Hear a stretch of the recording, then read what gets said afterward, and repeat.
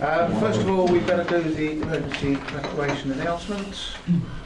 Should we be required to evacuate the building, would you please leave the building via the nearest available exit? There is one fire exit in this room. You need to evacuate the room, so if you need to evacuate the room, do so via the glass doors, the external fire escape staircase. Please hold both handrails in case the stairs are wet and slippery. If anyone is unable to use the stairs, would they please allow others to exit the room before they go down the fire escape door, where they can be given assistance. The assembly point is the public car park to the side of the civic suite. Please do not delay your evacuation to collect any belongings. Please do not return to the building until given permission to do so by council staff. Please note that these meetings will be audio recorded, and can I please remind you to either switch your phone off or put them onto silent. Okay. Apologies and substitute members, I'll do that all as one thing because there's quite a number. Apologies from Councillor Mrs Gooding, and is substituted by Councillor Mrs Carol Weston. Apology from Councillor Mrs Shaw, substituted by Councillor Mr Shaw. Councillor Ioru sends his apologies and is substituted by Councillor Terry Cutmore. Councillor Ward sends his apologies and substituted by Councillor Mrs Rowe. And Councillor Dave Sperry sends his apologies and is substituted by Councillor Mike Webb. I don't think there are, but are there any non-members attending? Okay. You've had copies of the minutes of the last meeting. Is everybody happy that I sign those as an accurate record? Great. Thank you. Okay, declarations of interest. Right, just before we get started, just so everybody is aware, I'm going to ask Matt to introduce our two guests so everybody knows.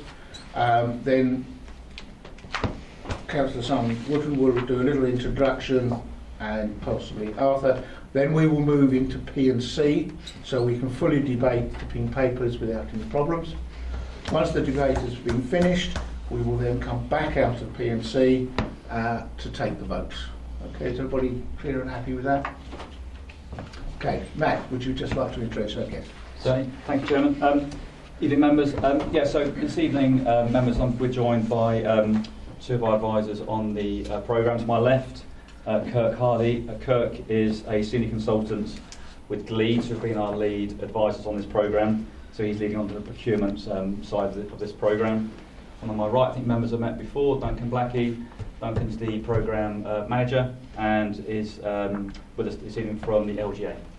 Thank you. Welcome. Thank you for coming along. Thank you. Simon, would you like to do your little bit of introduction, please? Thank you, Chair. The report here this evening is about moving essentially to the development phase and making the project a reality. The financial benefits of the programme in both capital and revenue are considerable in terms of maximising our assets, transforming our offices and making our working environment for our staff fit for the 21st century, and regenerating our facilities for the benefit of Rochford residents and businesses. My particular thanks to members of the Asset Working Group for getting it to this stage against challenging timescales, to Rochford Council's management team led by Matt Harwood-White, and the advisor Gleeds in the project. I have to say, as the newly appointed portfolio holder for Enterprise, I'm truly excited about the programme and committed to ensure that we get it right. And in no way do I underestimate the challenges. But if I can now ask Matt to take us through the actual report in front of us. Thank you.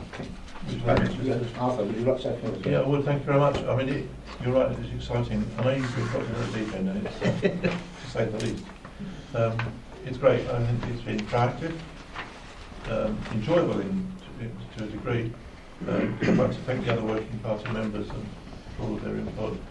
Matt, you've done a fantastic job. Concise report as always. Thank you very much. And I look forward to going forward with this project. Thank you all.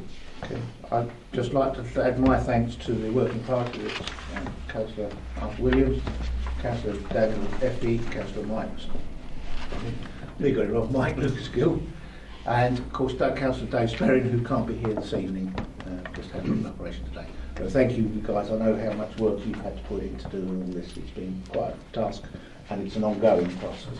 Okay. Matt? Thank you, Chairman.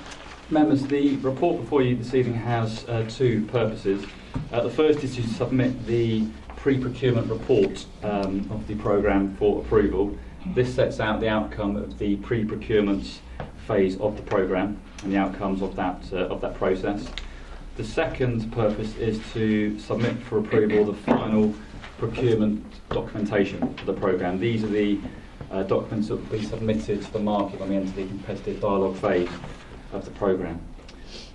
While the report itself is concise, the exempt appendices are quite lengthy, quite complex and technical. That's to be expected given the scale and scope of the project.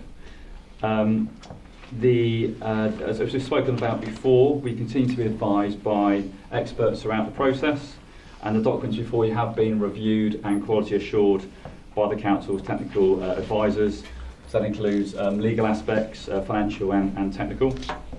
As we touched on before, we also continue to benefit from support and advice of the Local Government Association, colleagues with crucial experience in previous projects such as this. The papers themselves before you have been reviewed and discussed with both the member working group and the programme board in order to help us refine the Council's requirements for the programme going forward. Members should also recognise the papers this evening. You saw a draft version of the Investment Board in April. So they were then taken forward, noted as drafts. This evening we need them approved as final documents. We're in a crucial phase of the project. We're reaching another crucial milestone in that pre-procurement work is being completed, and that's exempt Appendix 1 this evening. Further, in order to commence to the competitive dialogue phase of the programme, exempt appendices 2, 3, 4 and 5, they must now be approved this evening, members, and they'll be issued to the market as dialogue commences as we enter the next phase of the programme to procure a development partner in the programme. Happy to take any questions on any of the papers before tonight, members. Okay. Just before we take the questions, I'll move into the private confidential part, and for the benefit of the recording, members of the public, the following report contains exempt information and would therefore ask that you now leave the meeting. It is hereby resolved that under section 100 brackets A brackets 4 of the Local Government Act 1972, the public be excluded from the meeting for the following item of business, on the grounds that it involves the likely disclosure of exempt information as defined in paragraph 3 of part 1 of schedule 12A of the Act. Okay. Okay, we have a number of recommendations on page 6.4, starting at 13.1. Okay, we'll give a chance to do that. I'll add into that the modification to item 6 on page 6.22 of the private confidential report, and on the page 6.55 on the confidential report. I'll add those two items at that point, so they are agreed. Everybody happy that those two items are agreed? Agreed. Okay. Right. The proposals we have as written. It proposed that the board resolves 1, to note the draft heads of term. Agreed. To approve the pre-procurement qualification report. Agreed. That the successful bidders as set out in the pre-procurement qualification report be invited to enter the competitive dialogue process. Agreed. To approve the final output specification. Agreed. To approve the final invitation to participate in dialogue. Agreed.